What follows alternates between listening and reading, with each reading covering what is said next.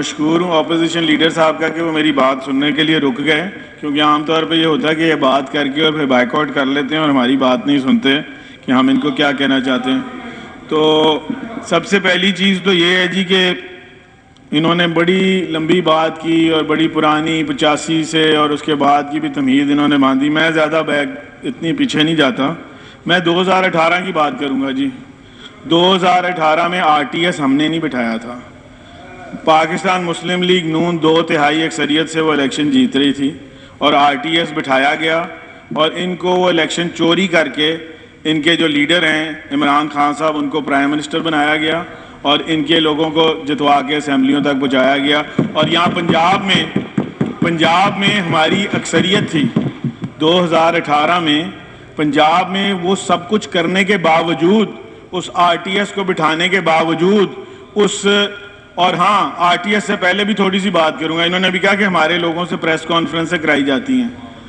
ہم نے اس 2024 کے الیکشن سے پہلے ان کے ایک شخص کو نہیں اپنی پارٹی میں جا کے جس طرح 2018 میں انہوں نے ہمارے لوگوں کو توڑا، جنہوں نے بھی توڑا وہ ان کو بھی پتا کہ انہوں نے توڑا، جن کا یہ نام لے رہے ہیں انہوں نے توڑ کے ان کو دیے، انہوں نے ان کو PTI کے ٹکٹ دیے اور پھر ان کو جو ہے ریگنگ کر کے RTS بٹھا کے ان کو الیکشن جتایا گیا، جس میں ان کے عثمان بزدار صاحب بھی جو 2018 میں جب انہوں نے ان کو وہاں شامل کرایا تھا، جو ان کے چیف منسٹر تھے، وہ نون لیگ سے اس وقت گئے تھے۔ آپ خود اس چیز کے گواہ ہیں کہ عثمان بزدار صاحب جو تھے اس سے پہلے نون لیگ میں تھے اور نون لیگ سے توڑ کے ان کو PTI میں شامل کیا گیا اور پھر چیف منسٹر بنایا گیا۔ اس کے علاوہ بہت سارے لوگ ہیں اسپیشلی جنوبی پنجاب میں جن کو کہ وہاں سے پارٹی پریشرائز کر کے چینج کرائی گئی۔ ہم نے تو 2024 میں ان کے ایک شخص کو نہیں پارٹی چینج کرائی، نہ کسی پہ پریشر ڈالا، نہ کسی کو چینج کرایا 2024 میں۔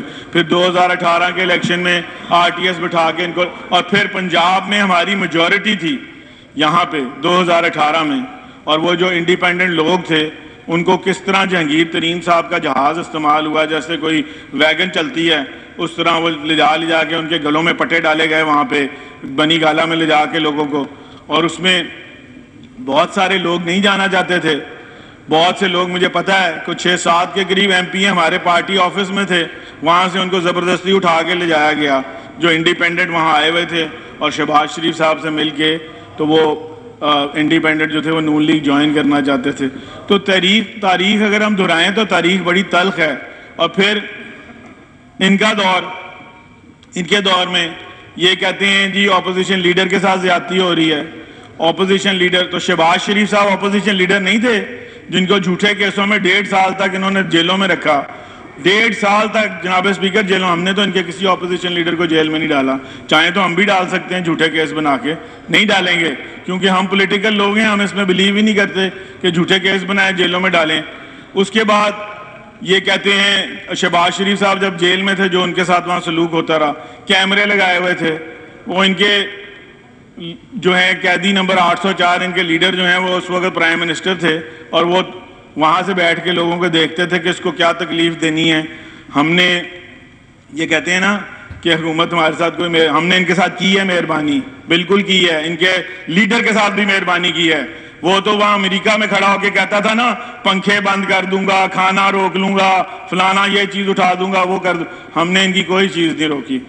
وہ جس طرح وہاں پہ رہ رہے ہیں، جو ان کے پاس فیسلٹیز ہیں، جو بھی ان کے لوگ جیلوں میں جاتے ہیں، قیدی نمبر 804 جو ہیں ان کو جو فیسلٹیز اویلیبل ہیں، وہ میں اب ان کا مینیو یہاں پہ بتانا شروع کروں، جو وہ کھانا چاہتے ہیں وہ کھاتے ہیں۔ ہمارے لیڈروں کے تو کھانے بھی روک دیے گئے تھے، ان کے تو پنکھے، وہ بیمار تھے، ان کے پرہیزی کھانا آتا تھا۔ اب یہ ساری چیزیں جو ہیں، یہ اپوزیشن لیڈر صاحب جو ہیں، یہ ہمارے بھائی ہیں اور یہ اس سارے پروسیس کا حصہ تھے۔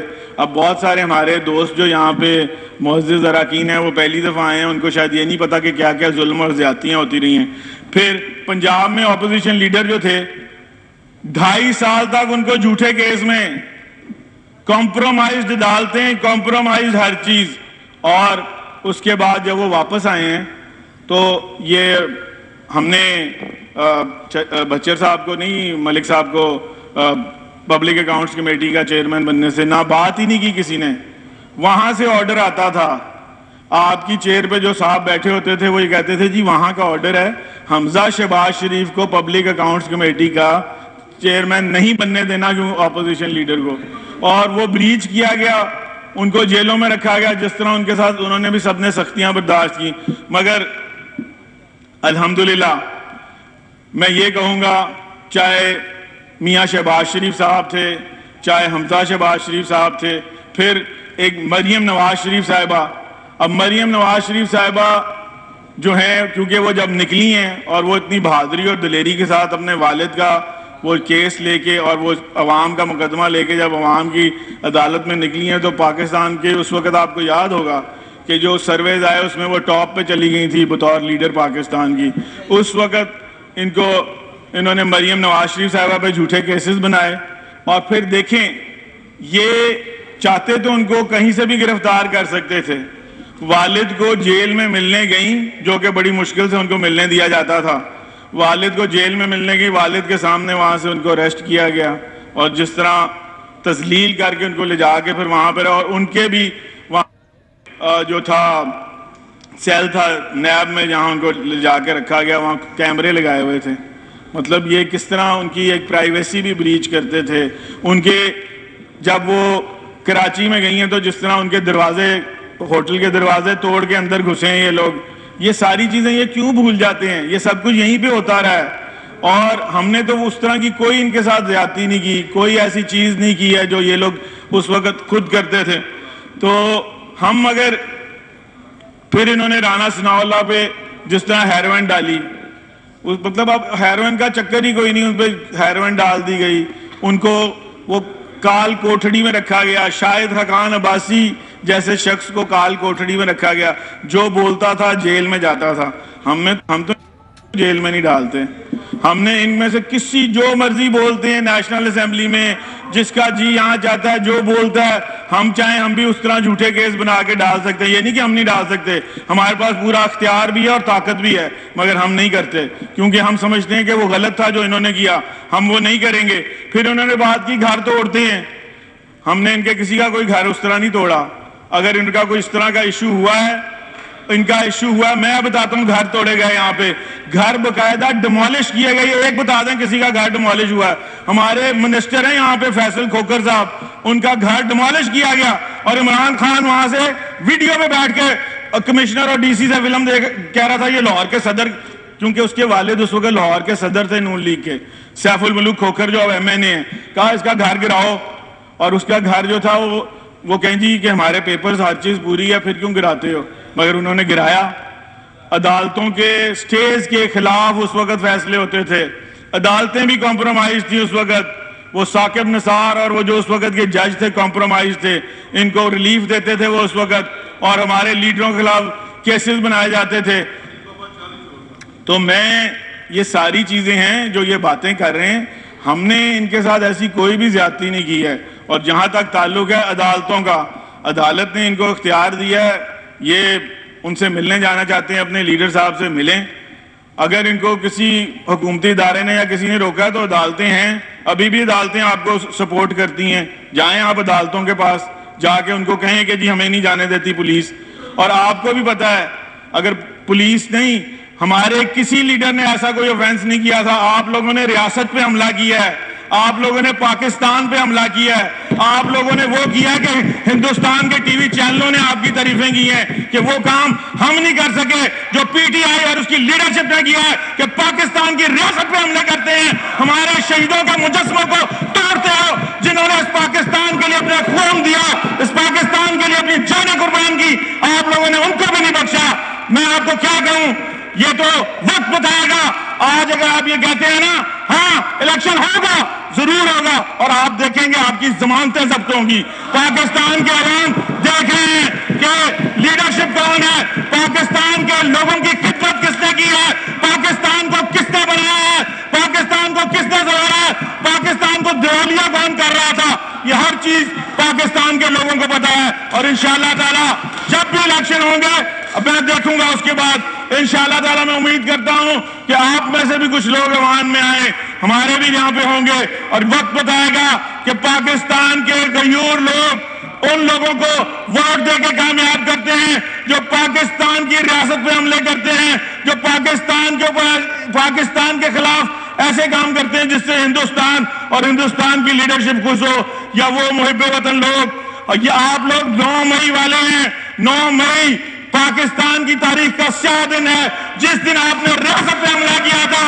اور ہم لوگ جو ہیں پاکستان کے 25 کروڑ لوگ جانتے ہیں میاں محمد نواز شریف اور اس کے ورکر جو ہیں, ہم 28 مئی والے ہیں جنہوں نے پاکستان کو عالم اسلام کی پہلی ایٹمی طاقت بنا کے پاکستان کا سر پوری دنیا میں فخر سے بلند کیا. اور آج بھی ہماری نوجوان نسل اور ہمارے لوگ جو ہیں وہ اس پہ فخر کرتے ہیں کہ ہم عالم اسلام کی پہلی ایٹمی طاقت ہیں. تو جناب والا, ہماری طرف سے ان کے خلاف کوئی ایسی کارروائی نہیں ہے, ہم کوئی کارروائی نہیں کر رہے.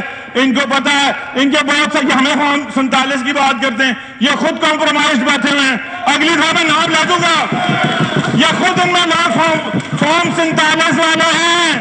یہ جو ان کے روحانی پیشوا, روحانی والد فیض حمید صاحب کی ٹیم سے جو فیسیلیٹیٹ ہوئے لوگ یہاں بیٹھے ہیں, اسی ایوان میں, قومی اسمبلی میں بیٹھے ہیں. کہیں گے تو میں ان کے نام اگلی دفعہ اس ایوان میں پیش کر دوں گا. پھر مجھے نہ کہیے گا کہ آپ نے بہت سے لوگوں کا جو پردہ تھا وہ فاش کر دیا. تو میں جناب اسپیکر یہی کہوں گا اپوزیشن لیڈر صاحب کو کہ ہماری طرف سے آپ کے خلاف ایسا کوئی بھی چیز نہیں ہے. اگر ہو تو آپ کو نظر آئے گا. اگر ہم آپ کے سامنے, تو ہمیشہ آپ کو فیسیلیٹیٹ کرتے ہیں, یہ اسپیکر صاحب آپ کو فیسیلیٹیٹ کرتے ہیں, ڈپٹی اسپیکر صاحب آپ کو فیسیلیٹیٹ کرتے ہیں. ہمیں تو اسمبلی میں بولنے بھی نہیں دیا جاتا تھا. آپ کی پریویلیج موشنز بھی لی جاتی ہیں, آپ کی تمام اسمبلی کی کارروائی میں بھی آپ کو حصہ لینے دیا جاتا ہے. اور اگر آپ ریاست پہ حملے کریں گے تو ظاہر ہے پھر ریاست اپنا جواب تو دے گی نا. تو آپ, آخری بات, ہمارے جتنے لیڈر بھی جیل میں گئے نا, رویا کوئی نہیں تھا, رویا کوئی نہیں.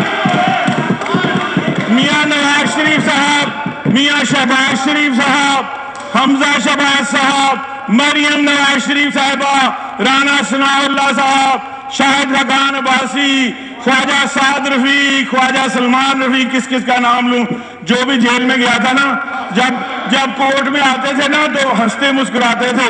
ان کے لوگوں کی طرح روتے نہیں ہیں.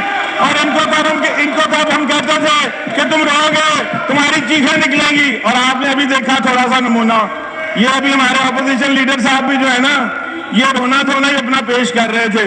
تو ان کو بھی پتا ہے یہ ڈھونا دھونا, آپ کو پتا کہاں سے معافی مانگنی ہے, وہاں جا کے معافی مانگ لیں, آپ لوگوں کو ریلیف مل جائے گا. بہت شکریہ جی. No cross order in the house G.